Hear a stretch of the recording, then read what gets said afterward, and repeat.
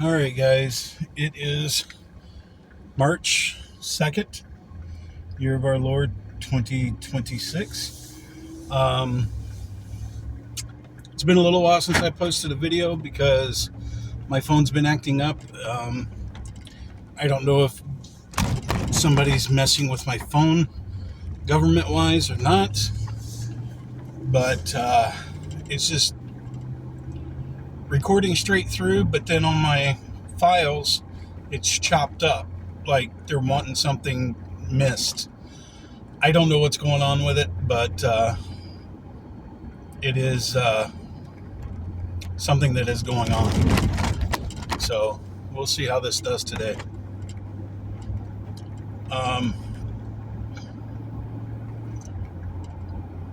so the last thing,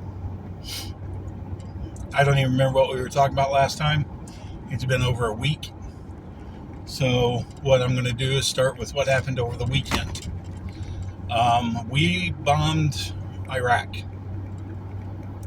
and they were bombing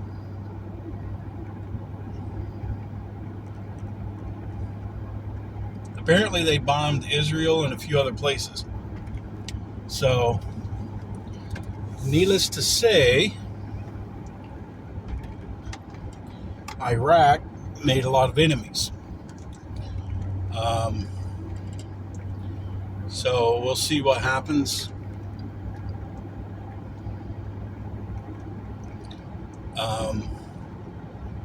Over these next few days.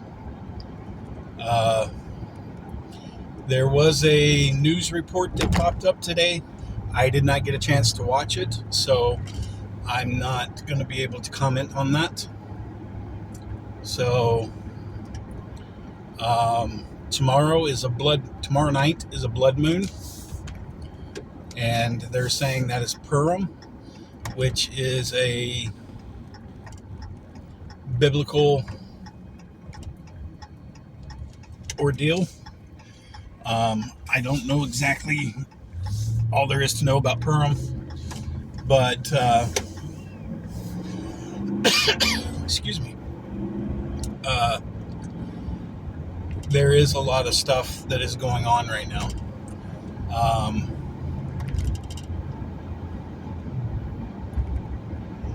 There is a lot of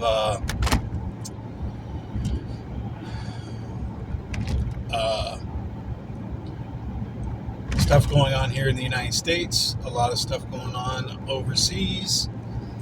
God says it's going to be crazy for a period of time, and then one day it's just going to be over. So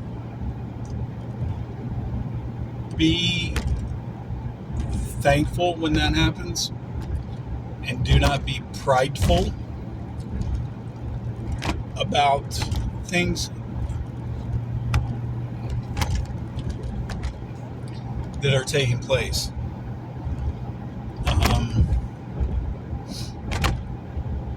And what I mean by prideful is, oh, we're the most powerful nation in the world, blah, blah, blah.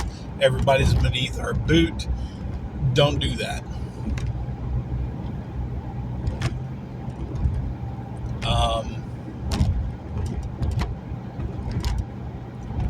The best thing we can be is humble.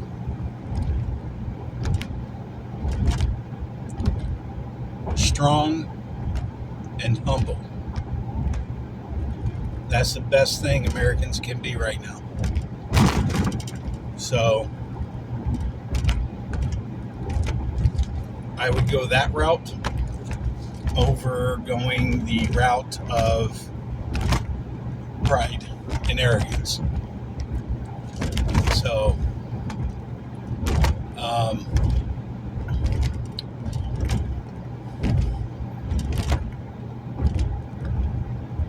there is a timed window for Trump to act on a few things.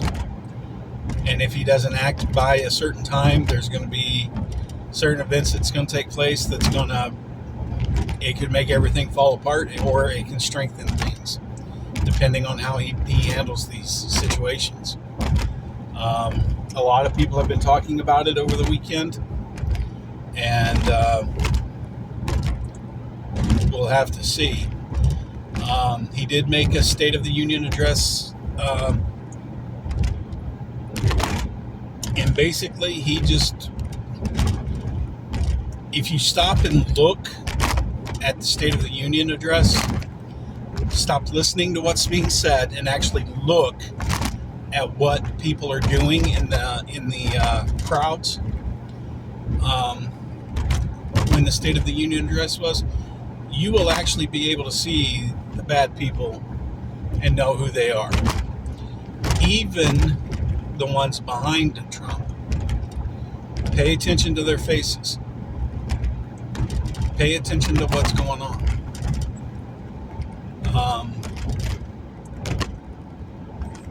Now, Julie Green has named J.D. Vance as the White Wolf. I don't know if he is or not.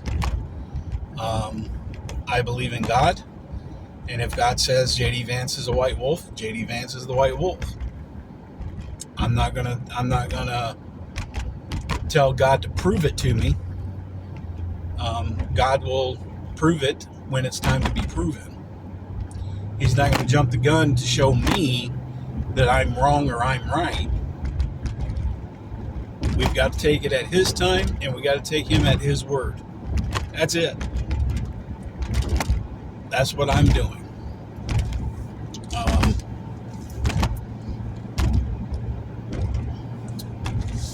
There is a lot of discussions going on right now about if the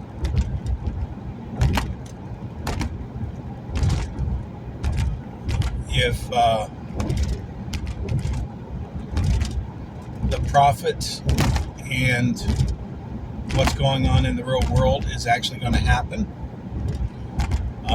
This is what I'm going to say, and I really hope you guys take this to the heart and embrace it. But this is what I'm going to tell you.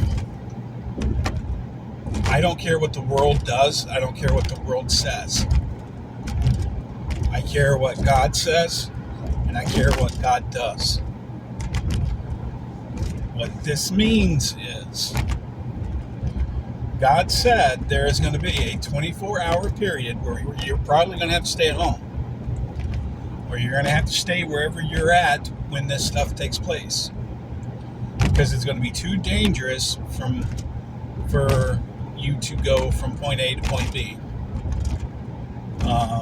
And the reason for that is, if somebody just ups and vanishes in front of you, what happens if they're behind the wheel of a car, flying an airplane, a chopper, military B-1 bomber? What happens when they just disappear? Things are going to fall from the sky. Cars are going to run off the road. There's going to be a lot of accidents, a lot of damages. People are going to die. Okay? When that takes place, stay put.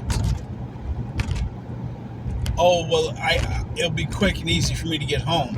I'm only 20 minutes away. There's a lot that can happen in 20 minutes. Stay put. And if something like that takes place, I'm calling my boss immediately and saying, hey, I'm not going in today. I don't know if it's safe for me to drive to work with planes coming out of the sky and stuff like that.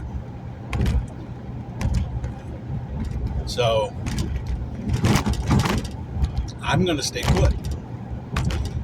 Not because the TV told me, because God told me. All right?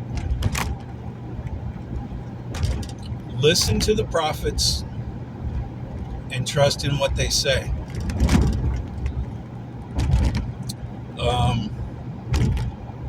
Carol Danvers of Declaring Her Destiny made a video today.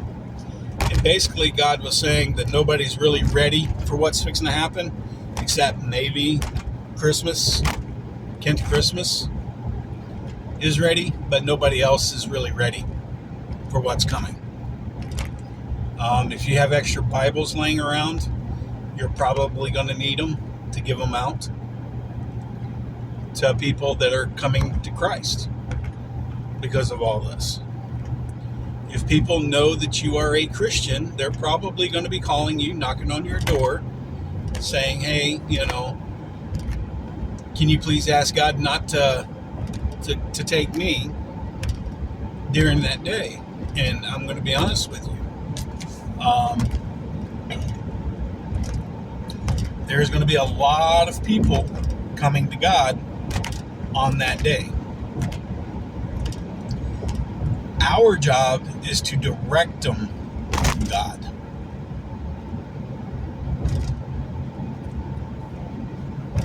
To get them started on their journey. That's what a lot of us are going to be doing. Giving them a Bible. Because they've never touched one a day of their life. They didn't know anything about it. And, or they ignored the Bible. Got rid of the ones that they had. And we go from there. But the biggest thing that we need to do when this does take place is bend a knee, pray to God, and thank Him for allowing you to witness this. Because believe it or not, we are meant to witness a lot of this and tell our tale of that day. That's what I truly believe we're supposed to be doing. Because everybody's going to remember this day. And it is something that is not going to be easily forgotten.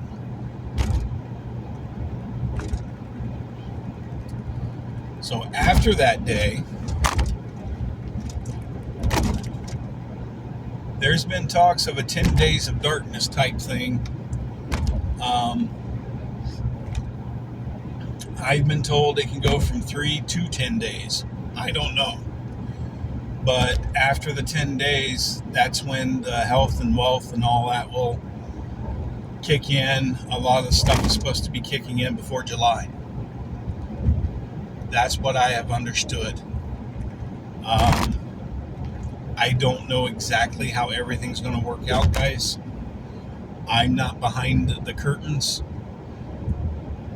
I don't know. I just know that we are meant to witness and bring people closer to God the best we can from that day forward.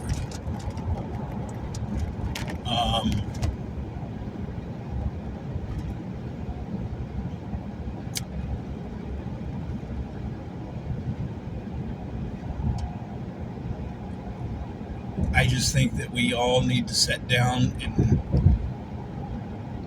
take some quality time, pray to God, and have some things straightened out.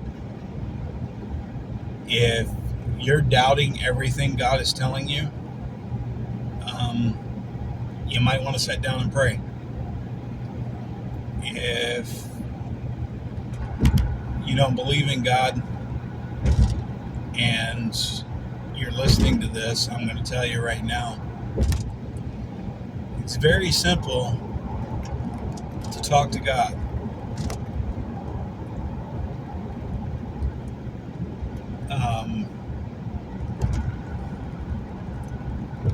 Speak from your heart and believe in Him, and all will be forgiven.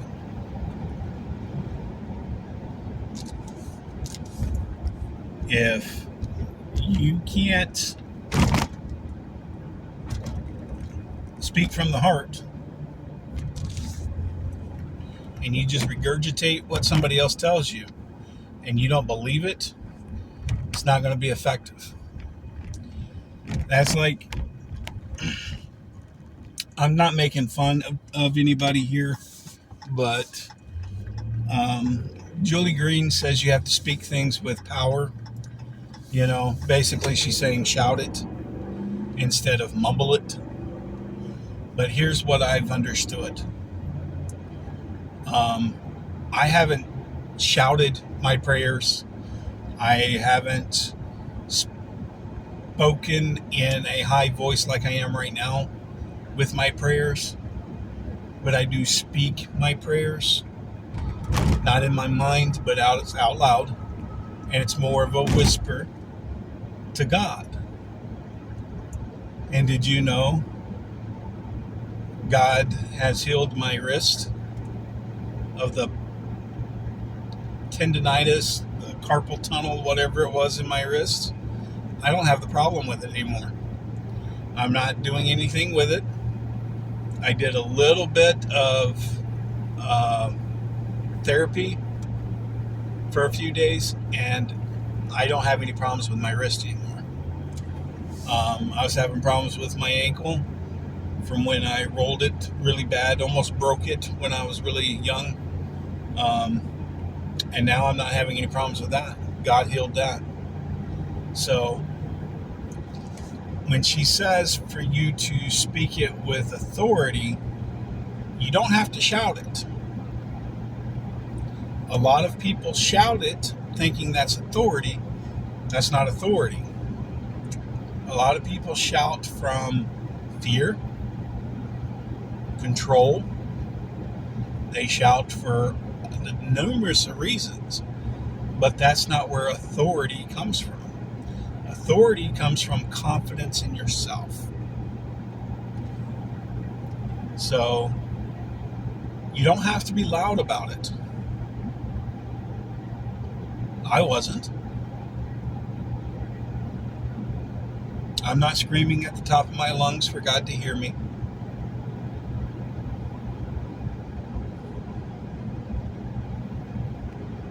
Like a lot of people are telling me I have to do. There's a lot of people saying that you got to put your hands up and pray to God that way.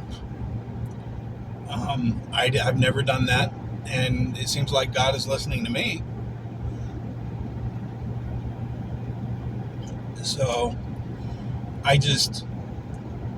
there's different ways of believing. Everybody's road to God is their own path. You can't follow other people's path to get where you need to go with God. Because everybody walks through a different fire to get to God. And every fire forges everybody differently. So respect the process that God has put in front of you and understand where your power and authority comes from. And it's not screaming, shouting, hollering, and all that stuff. Now, I understand getting the buzz of God in your soul to where you're really happy and excited, and you may speak louder because of that, but that's because you're excited God's interacting with you.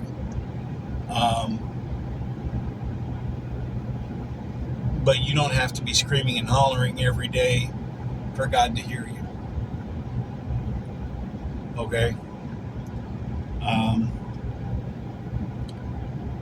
And as long as you speak with authority and believe in what it is that's going on, and you have the heart or your soul behind it, that's all you really need. That mustard seed of faith is all you need when you talk to God. So a lot of people wrestle around with a lot of things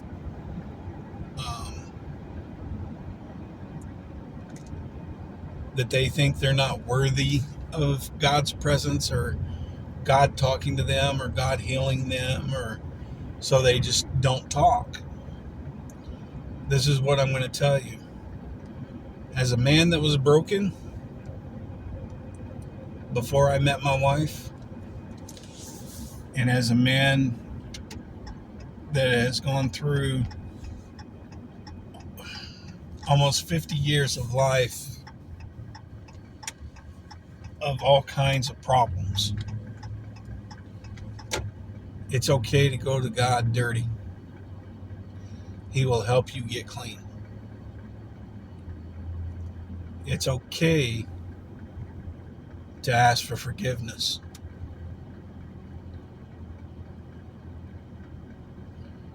And when you don't think you can pick yourself up, He will pick you up. Because here's the thing about God that I have learned over the years. All the times I should not have been able to walk away from things, He walked me away from those things. He was the one that made sure I survived. Because there are some times I didn't think I should have lived. That's all because of His will. So, when you stop and look at your life, every footstep that is in the sand behind you, whether it's your foot or God's foot, it's the path you needed to walk or be carried for that period of time to get you where you are right now, to get you in front of Him. A lot of us are massively bullheaded, stubborn, and we don't think we need anybody to help us because we can't physically see somebody helping us, so therefore there's nobody helping us. That's where we run into major problems. The thing about all this is we have an individual that does not like to be seen,